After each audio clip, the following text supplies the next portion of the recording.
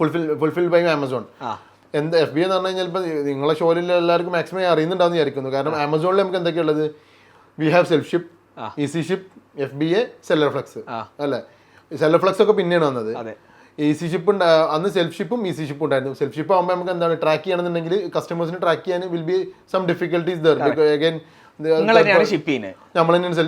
തന്നെ ഷിപ്പ് ചെയ്യുന്നു, അവർക്ക് എന്ത് ചെയ്യുന്നു ട്രാക്കിംഗ് കോഡ് ഇത് കൊടുക്കുന്നു. ബട്ട് അഗെയിൻ എനിക്ക് തോന്നുന്നത് അന്ന് അത്രത്തോളം എല്ലാ ലോജിസ്റ്റിക്സും ഇത്രത്തോളം അപ്ഡേറ്റഡും അല്ല. കാരണം ട്രാക്കിങ്ങും കാര്യങ്ങളൊക്കെ കുറെ പ്രശ്നങ്ങൾ. കാരണം അന്നത്തെ ലോജിസ്റ്റിക്സ് ഒരു തലവേദന പിടിച്ച ലോജിസ്റ്റിക്സ്. ഞാൻ എപ്പോഴും പറയും, അന്ന് ഞാൻ മാർക്കറ്റ് പ്ലേസ് പറയണില്ല, ഒരു ലീഡിങ് മാർക്കറ്റ് പ്ലേസിന്റെ ആളുകൾ എന്നോട് പറഞ്ഞു മഞ്ചേരിയാണ് ആ ഹബ്ബ്. അപ്പൊ അവരെന്നോട് പറഞ്ഞു എനിക്ക് ആ മാർക്കറ്റ് പ്ലേസിൽ ബിസിനസ് കൂടി. അപ്പൊ അവരന്ന് പിക്ക് ചെയ്യാൻ വരുന്നത് ഡെലിവറി ചെയ്യാൻ വരുന്നത് ബൈക്കിലാണ്.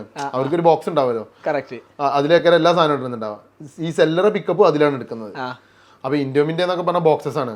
അപ്പൊ ഇതൊരു 5 ഓർഡറോ 6 ഓർഡറിന്റെ മേലൊക്കെ ആയി കഴിഞ്ഞാല് ഇവർക്ക് ഇത് കൊണ്ടുപോകാൻ കഴിയണില്ല.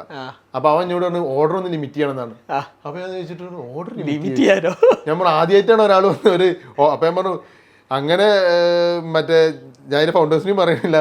ഞാൻ പറഞ്ഞു ഒരിക്കലും ഇങ്ങനെ ഇത്രയും വലിയൊരു മാർക്കറ്റ് പ്ലേസിന്റെ ആൾക്കാർ ഒരിക്കലും ഇങ്ങനെ ഓർഡർ വന്നു കഴിഞ്ഞാൽ കൂടി കഴിഞ്ഞാൽ അതിന് ലിമിറ്റ് ചെയ്യണം സെല്ലറോട് ഒരിക്കലും പറഞ്ഞു. ഞാൻ പറഞ്ഞത് ഞാൻ കംപ്ലൈന്റ് റൈസ് ചെയ്യും.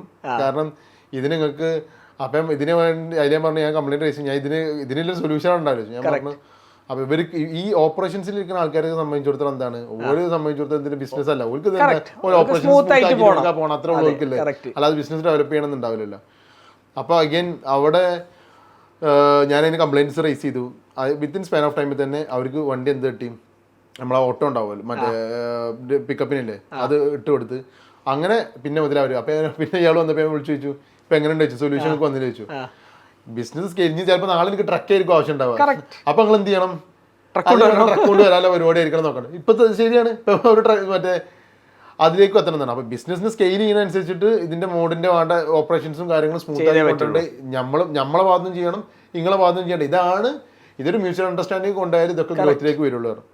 അങ്ങനെ ഞാൻ ഈസി ഷിപ്പും സെൽഫ് ഷിപ്പും ചെയ്തു തുടങ്ങി. പിന്നെ ഈസി ഷിപ്പ് എന്താണ് വ്യത്യാസം?